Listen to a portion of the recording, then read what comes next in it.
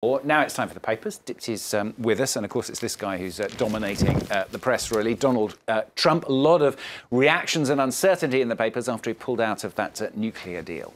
That's right. Let's show you a cartoon from the Star Tribune, a U.S. paper that really kind of takes fun of the situation. They're likening Donald Trump to that volcano that's erupting right now in Hawaii, calling him a kill-a-treaty volcano. As Donald Trump erupts, I guess, he destroys everything in his wake. The TPP deal, the Paris Accords, the NAFTA deal, and now the Iran nuclear deal. While for the Saudi-based Arab newspaper, the deal is dead. A simple headline says it all. The paper reprises Donald Trump's comments that America will not be held hostage to nuclear blackmail, while you have the New York Times, their front page, also talking about Trump's decision, saying it could create, or it will create, rifts with his European allies, and obviously raises a lot of questions ahead of his visit with the North Korean leader Kim Jong-un.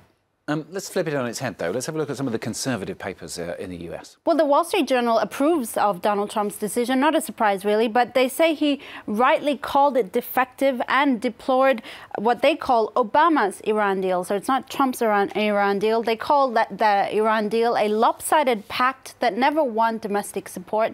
Trump is walking away, I quote, from Obama's personal commitment to Iran, not America's commitment to Iran.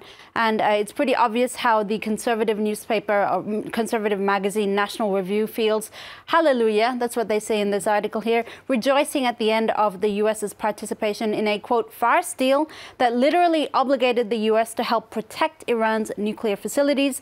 In this article, the writer also belittles European leaders, saying they're angry because they like to pocket the benefits they get from us, the U.S., while cutting profitable deals with our enemies.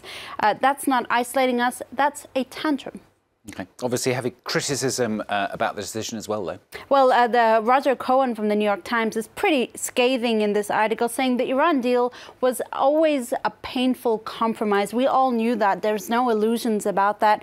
But it really hoped at the core of it to temper Iranian behavior and help bring Iran, which is a highly educated society, out of international isolation.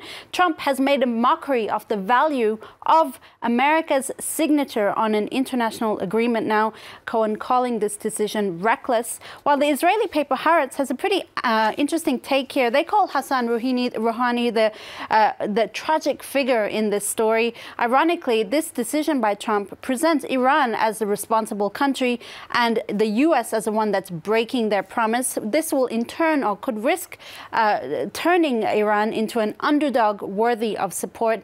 And the writer says it's up to Europe now to sort of navigate the way forward.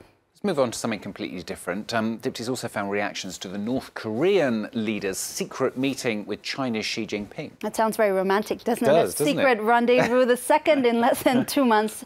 It does Very look pretty sweet. chummy here. You see Lovely. this picture, the two of them. A surprise secret trip with the two leaders making the front page of the Global Times, the government the communist government run paper.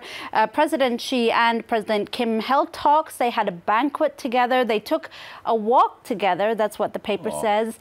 In the northeastern Chinese province of Dalian. A meeting that, for the paper at least, shows just how important China's influence is to North Korea. This same photo is on the front page of the China Daily as well, which notes that President Xi praised Pyongyang's efforts to denuclearize the peninsula. And the editors there say China is meeting the need for an honest broker in the relations between North Korea and the U.S., saying this meeting marks a significant step forward in the peace process. I suspect they had a little bit of food as well. And Dipty has found a piece, in fact, about the ultimate foodie. Tell us a little bit more. Well, I don't know about you, Stuart, but I love eating out, and I consider myself somewhat of a just foodie. Occasionally, just yeah. occasionally. But this guy takes the cake, pardon the pun there. Okay. The South China Morning Post reports that Paul Grinberg, he's a Californian financial executive. He is near completion in a 12-month quest to eat at the world's 100 best restaurants. He's eaten at 99 of them. He's got 1 month left to eat at the last restaurant, which is an invite-only Tokyo restaurant. The South China Morning Post explains that he actually travels a lot for work, and so it's made it easier for him to eat out at these restaurants. Even still, he's gone to some extreme measures to tick off the restaurants on his list. During one long weekend in Germany, he ate at 7 Michelin star rated restaurants.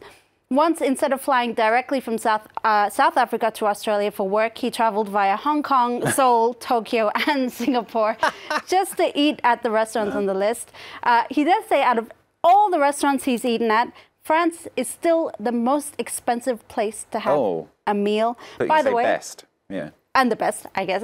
By the way, he says he plans to do it all over again when the new 2018 list comes out. I was going to say, yeah, I hope they don't change the list in the meantime. Very nice. I'm feeling hungry. Thanks, Tipsy. Tipsy with papers on France 24.